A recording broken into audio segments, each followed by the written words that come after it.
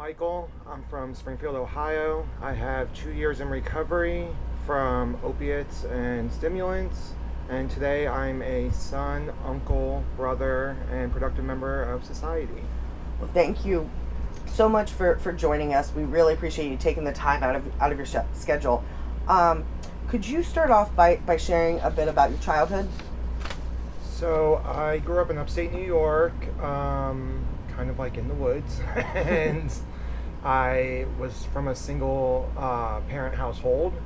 It was me, my brother, and my sister, and my mom was an alcoholic, but worked and supported us as best as she could. Really wasn't anything too memorable about like my young childhood.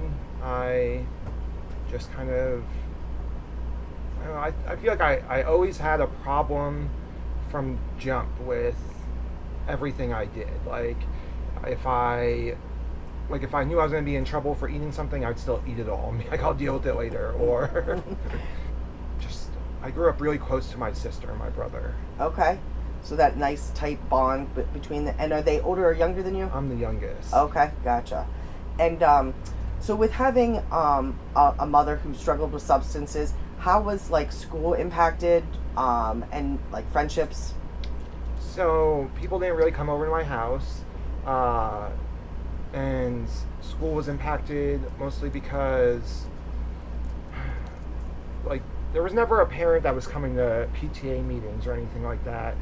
My mom partied a lot and she wasn't present, and so I was like, if I really look back at it, I was probably like, the dirty kid that like you were like, I don't want my kids around them. Mm-hmm. And then as me and my brother and my sister got older, my brother really struggled with addiction to my older brother, and it became, I'm from a small town, so it was a lot of comparison.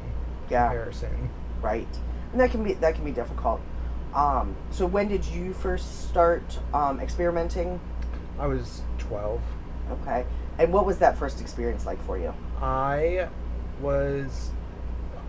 grew up in like this cul-de-sac of trailers, and I was best friends with someone that lived on my street, and she was a year older than me, and she was smoking weed, and I just pretended like I had smoked weed before and started smoking weed with her and drinking, and that was like my first experience. Gotcha. What did it do for you?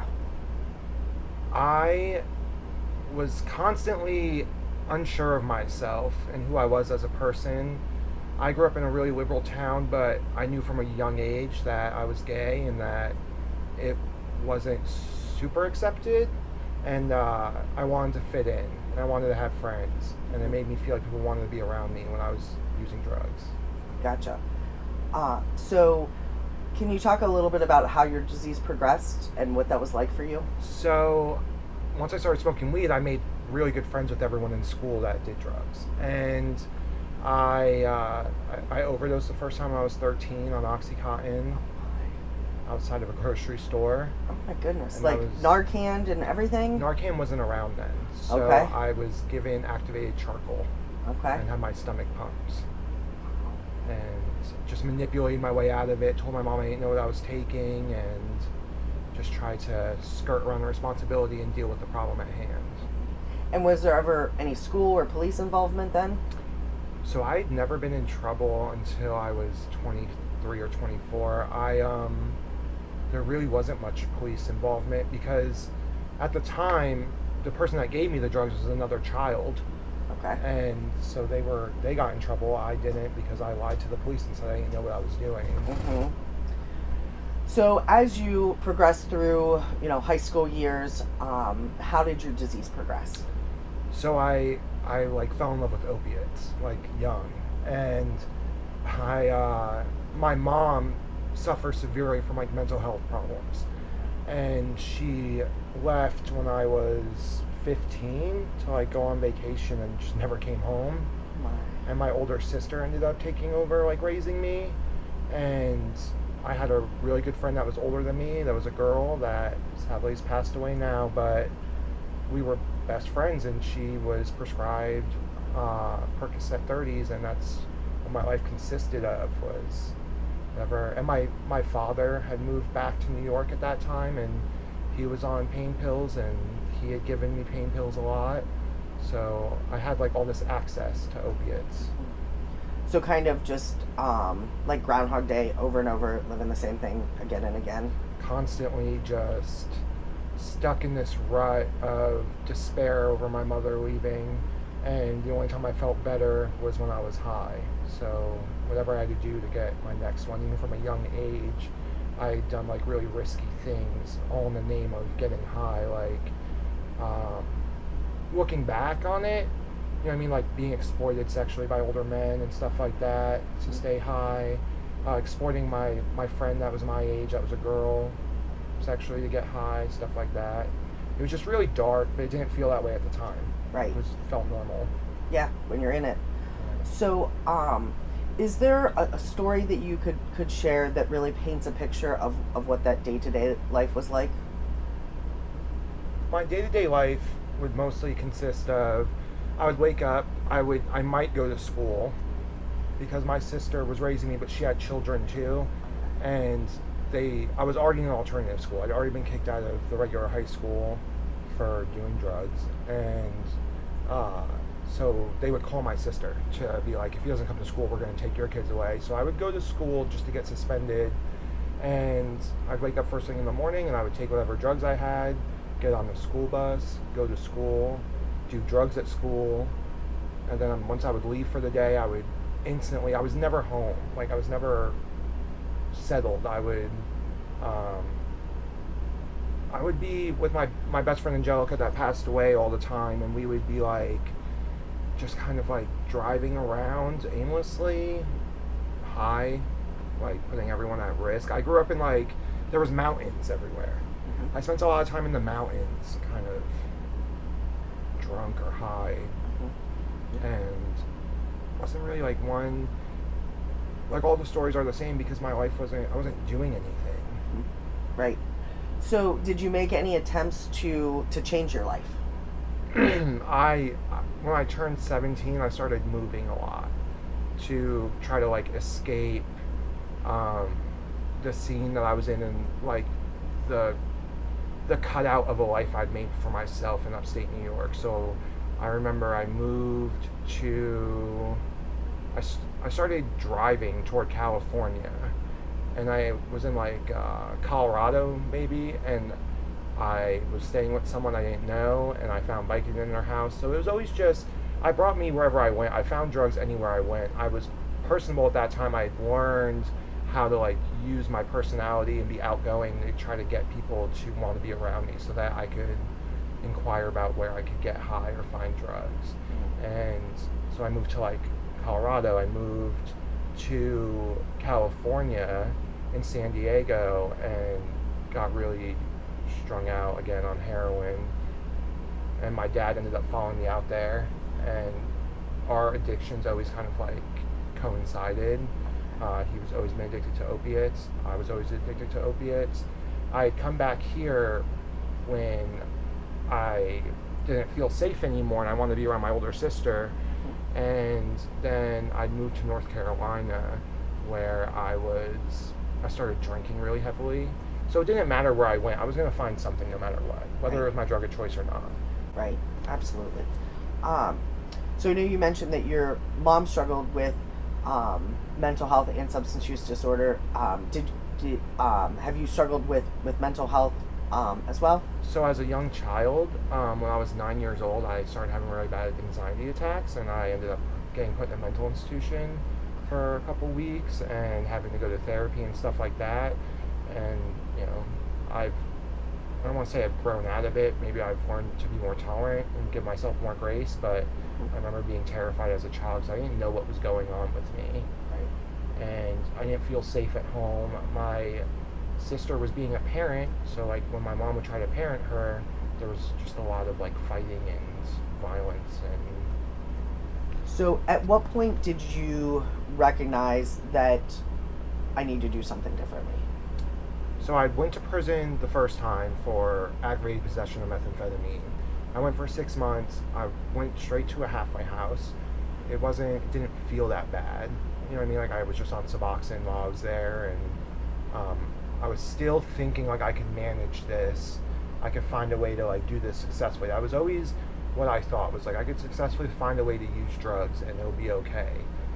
When the turning point was this last time I went to prison for 9 months, and obviously they weren't going to offer me a halfway house. I'd already messed that up, and I just sat in prison. But I remember being in the county jail, sick on the floor. It was during COVID. We were locked down like 23 hours a day, and just I'd never felt so spiritually sick in my life, and I'd never felt so hopeless.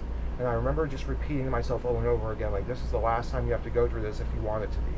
Because I like garnered enough evidence to realize at that point that if I was using drugs, I was going to end up in jail, institutions, or overdosed, because I'd already overdosed numerous times.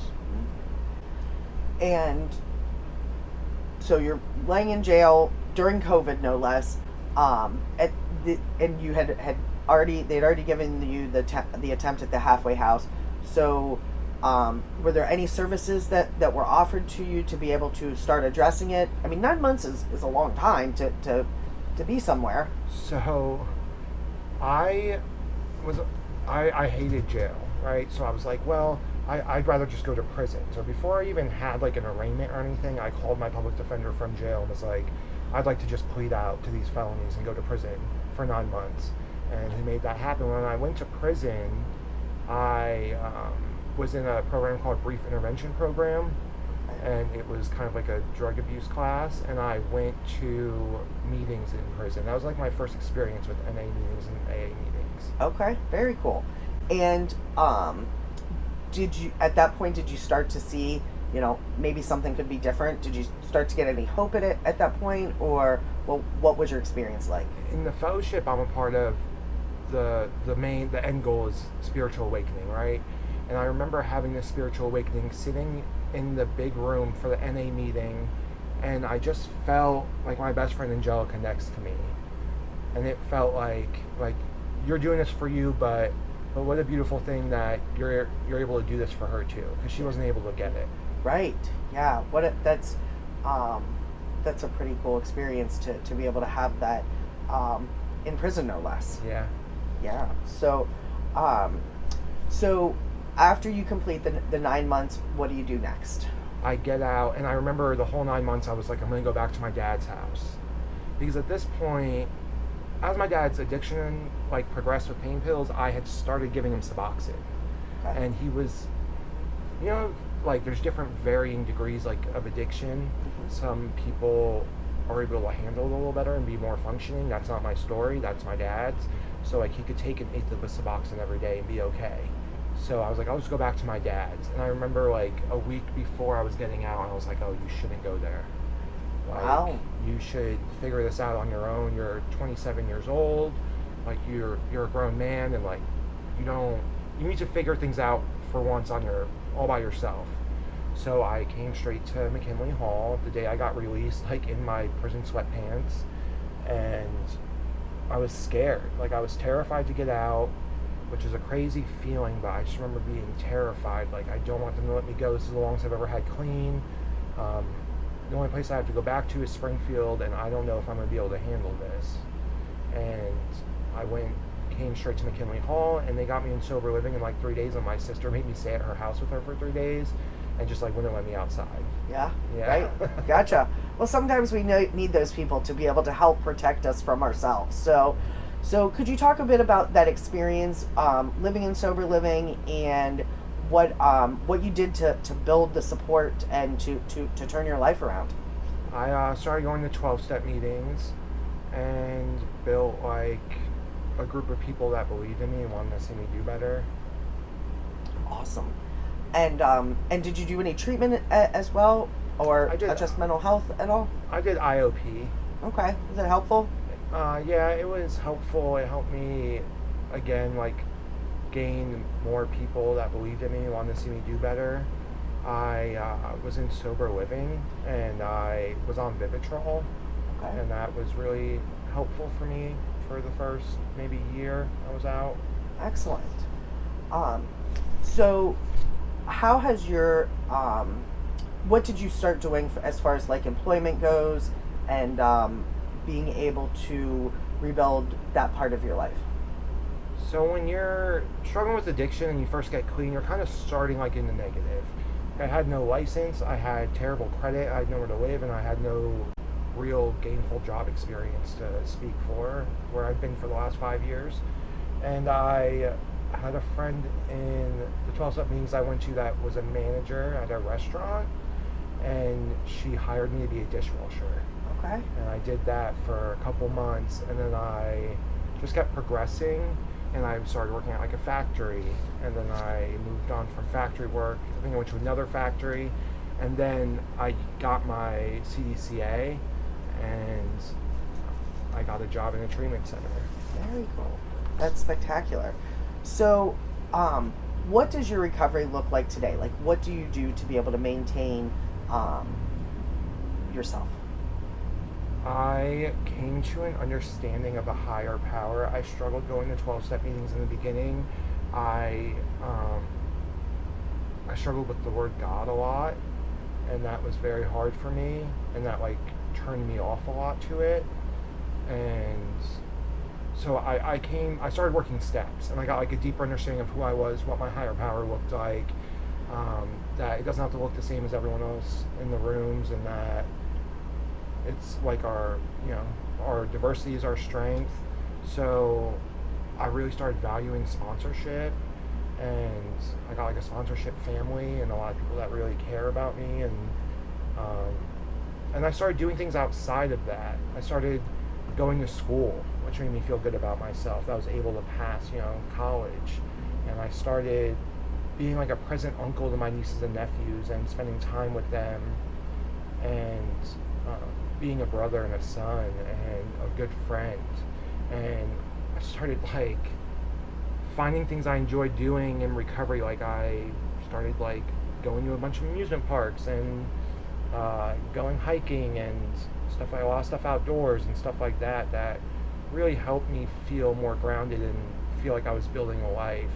It was a lot of things I did, like I got my license back and I owed like $7,000 to do that, but I was able to pay it. Wow. And so there's different types of recovery, and I have worked like 12-step meetings, and I've worked like smart recovery, Okay. which is a lot more goal-based, Mm-hmm. and I enjoy like accomplishing goals. Yeah, for sure. Well, that's pretty impressive to be able to pay off $7,000. Yeah. I mean, that takes some time and some effort to be able to, persistence to be able to stick with it. So, and it seems like you've really built your life and having that support from a variety of different people. What how has your relationship with your sister changed? She's so proud of me, and she always loved me, but like we're so much more, we're a lot more alike now because she doesn't struggle with this disease. So our personalities are pretty alike, and we get along really well. We spend a lot of time together. I have like some best friends that I actually have a best friend that I was in active addiction with, that we both went to prison at the same time and got clean at the same time. Okay. And so, because I know they say like avoid people, places, and things, but I consider that like people would be like people that are still using. So we're not Right. the same people when we stop. Yeah, absolutely. That's very true. Thank you so much for taking time out of your very full life to be able to come out and share your experience with us. Your story is definitely going to